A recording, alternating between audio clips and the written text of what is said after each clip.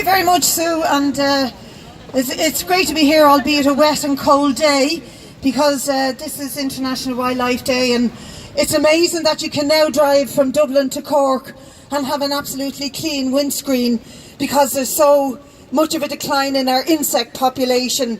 I remember the day when you would take such a trip and you'd be barely able to see out through the window because of the amount of flies and moths and different insects you'd hit with your window on the way. Not that that was a good thing, but it was an indicator that the insect population was alive and well.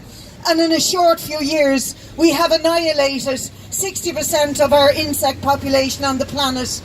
And the other night I watched on Al Jazeera a piece about polar bears in Russia behaving like foxes do in the suburbs of our city, moving into the suburbs, scavenging food from bins, because they can no longer survive on the ice cap because there are no fish and the ice cap are melting at such a rate.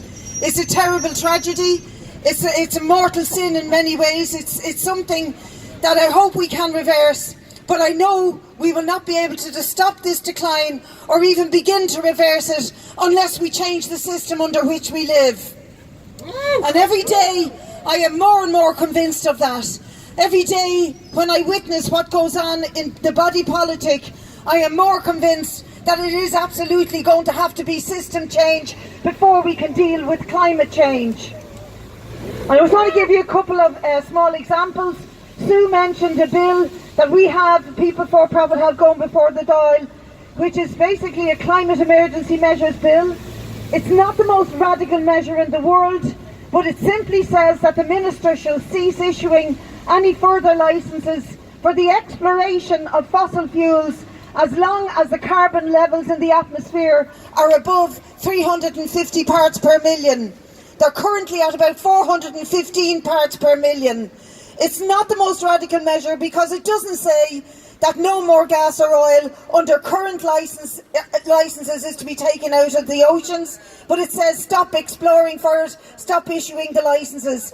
For the simple reason that we know the science has settled on the understanding, and it's been accepted globally by everyone, bar perhaps Donald Trump and a few Healy Rays, that we must leave 80% of known fossil fuels in the ground if we're to have any chance of succeeding in tackling climate change. And that bill has been thwarted, has been tripped up, has been held hostage, has been kidnapped by a cabal of senators and ministers and Fine Gaelers who are being lobbied strongly by the oil companies, by Providence Oil and by Petrol Resources, begging them not to let a radical bill like this go through. But as I say, this bill is not so radical, but it would signal across the globe that Ireland is taking the issue of climate change seriously, that we would become one of 5 countries, including Belize, Costa Rica, New Zealand and France, to take this seriously by saying we're not going to explore for any further sources of fossil fuel while climate change is still an issue. But more worryingly, I'm also on the committee that's looking at the Citizens' Assembly recommendations on climate change. And on all 13 recommendations, I believe that Dáil Éireann, that the Oireachtas is going to fail the Citizens' Assembly and the people of this country. A small example is that they refuse to change the language on agricultural emissions. They want us to believe that there are no emissions from agriculture in this country when the total of agriculture, or the total carbon emissions, 30% is accounted for by agriculture.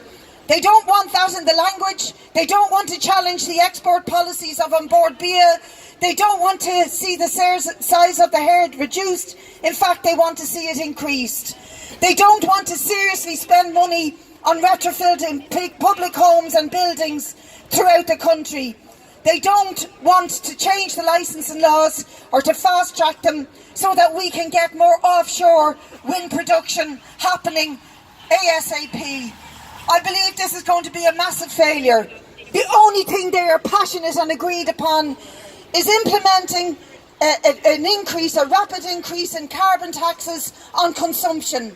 So they want to put up the cost to ordinary people of fuel like electricity and gas, and the cost to those who have to drive because public transport is so abysmally bad in this country. the cost of diesel and petrol. Instead of saying we need free public transport that is regular, frequent and everywhere, that is what we need.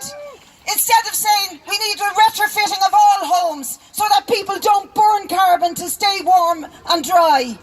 And instead of telling the agricultural community we will help you transit to a sustainable, more productive type of farming instead of breeding more and more cows and emitting more and more poison into the planet. And instead of challenging the power of quailcha and stopping the production of Sitka spruce and transferring immediately to broadleaf so that we can absorb more carbon, they're resisting all of these changes in the interest of business, and only in the interest of business and profit, not in the interest of the people and the planet. And that's why we have to change the system. It sounds like it's probably a very sexy and interesting thing to do, to change the system, and it would be extremely, in my book, very sexy and interesting and radical. But it ain't that easy. But it starts with mobilisations like this. It starts with raising awareness about how the system works, how it is refusing to mitigate climate change, and that every measure they take only increases the overheating of the planet and the extinction of species and biodiversity on it.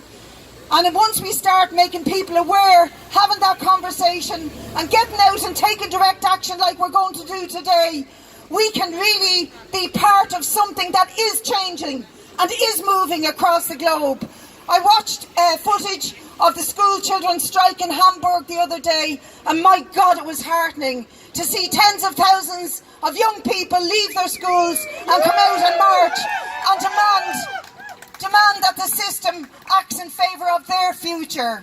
And on the 15th of March there's going to be a global strike by school children against climate change.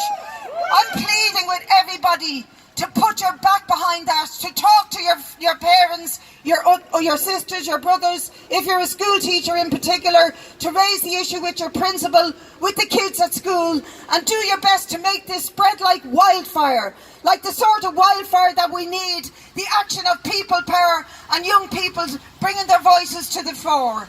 The 15th of March is hugely important. The world is waking up and beginning to realise we have to act. We have to radically act. We cannot wait for the politicians to deliver.